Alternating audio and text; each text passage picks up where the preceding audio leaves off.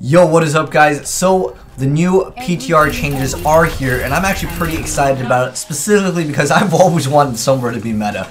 But anyways, let's go ahead and get into all of the changes from A to Z, starting out with Doomfist, and I'll show you guys all the changes. Again, this is live right now over on the PTR. So the first thing I'm going to show off is Doomfist's his primary fire, the hand cannon.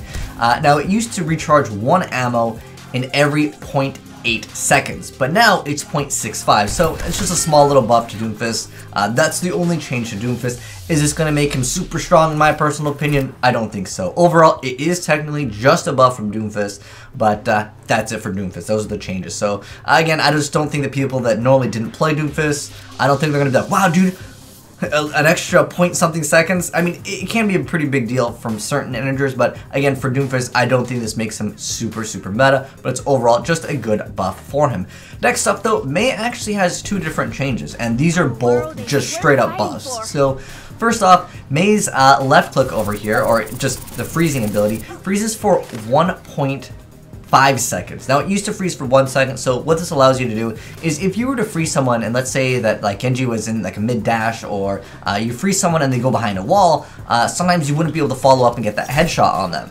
So now it's going to be much easier because it freezes them for 50% longer because it's 1.5 seconds. And that can be a pretty big deal. So if I was to say freeze this target, normally you go for a headshot, but I can go for a body shot, and then I can almost get another body shot while they're still frozen. Like I said, normally you go for a headshot, but because these targets only have 200 HP, it's going to be a little bit difficult because obviously the target's just going to die.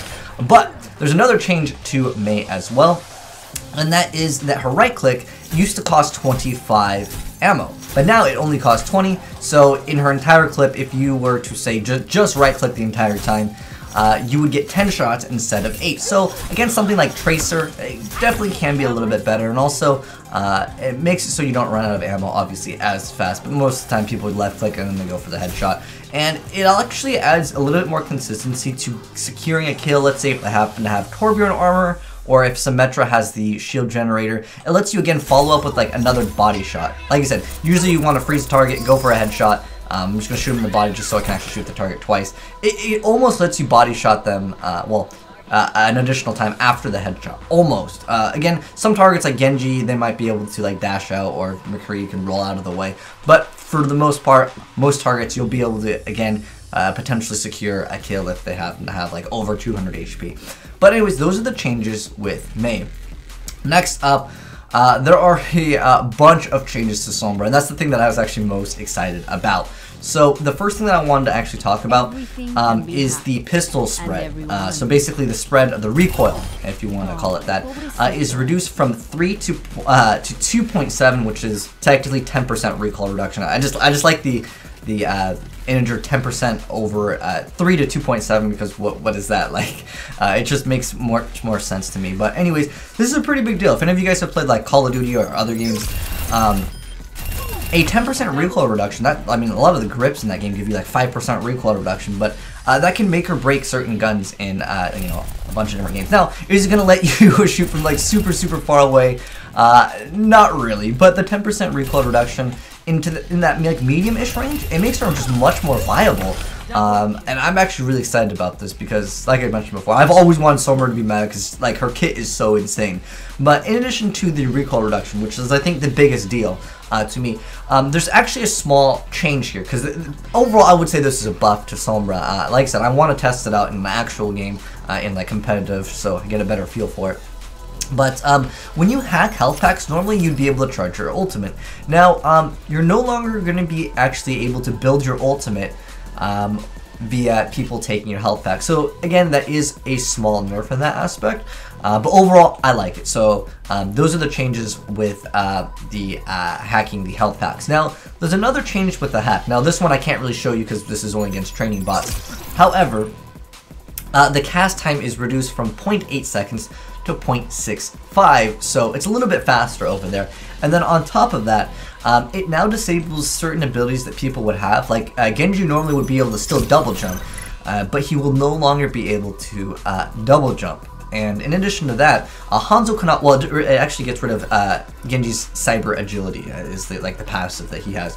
It gets rid of Hanzo's wall climb, it gets rid of Pharah's hover jets, which I think is kind of funny, because if you're able to sneak past, and let's say there's like, you know, a Pharah trying to go for like a flank route, and you spot her, and you hack her, she will actually just like fall down, because she actually won't have the ability to use her hover jets. That's actually a pretty big deal.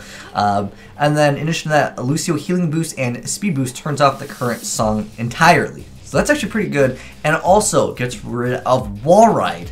And then also it gets rid of Mercy's angelic descent. So there's a lot of buffs over here. Those are all straight up just buffs.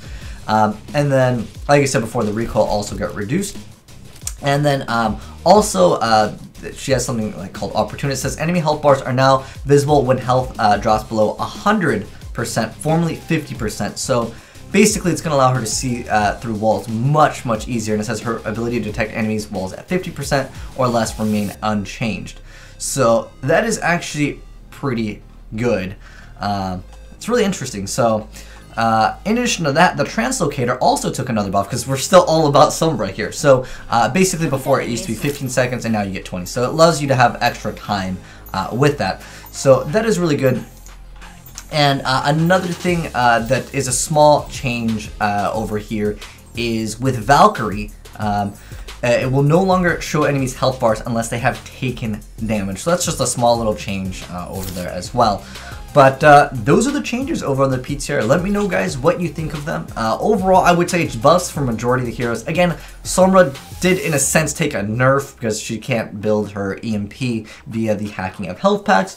But overall, the recoil reduction is really what I'm most excited about. I definitely want to get you guys gameplay footage, but I'd rather play against like actual, like, you know, higher ranked players, because sometimes you go into the quick play and then everyone's picking out, you know, characters that they normally wouldn't play. Like, everyone's gonna be trying out Doomfist, Mei, and I'm sure there's going to be a lot of people playing Sombra, but in the actual composition, I would like to test this out. I'll definitely give you guys probably some gameplay like quick play, just because, well, there's no ranked on PTRs as far as I remember.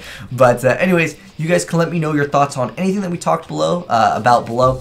And let me know if you think Sombra is going to be more viable. I'm going to get some gameplay and I'm going to determine that for myself, but I think overall these are great changes. I wish we saw a little bit more changes with like Doomfist, Mei. I was hoping we would get the changes to Torbjorn as well as Symmetra, but that's not happening as of right now. But that is still something that they plan to change in the future. Also, they mentioned Hanzo is still getting a rework on Scatter Arrow potentially, and they had this thing where it was a piercing arrow that could go through shields, but that's not in the game right now, unfortunately. Well, I guess I should say fortunately. I'm not into getting one-shotted behind barriers, but then again, I'm playing that Roadhog anyway, so, well, I guess with Scatter Arrow, if they get that damage boost, he can still like completely wreck you, but nonetheless, those are the changes, guys. Hopefully you guys enjoyed this video. Let me know, again, what you guys think, if any of these heroes that got changed, if they're going to be meta, or if you guys think that, nah, dude, I still don't want Doomfist, I just still don't want Mei's on my team, I still don't want the Sombras. Yo, I understand with the Doomfist and Mei, like, I kind of still feel like, I don't think they're going to be that strong, but I feel like the good Sombra players, that 10% recoil reduction, again, that's huge. That's like 2 grips in Call of Duty, man. But anyways, thanks for watching, guys. If you enjoyed the vid, drop a like on it. And if you're new to the channel, hit the subscribe button to be updated with more Overwatch news and other gameplay.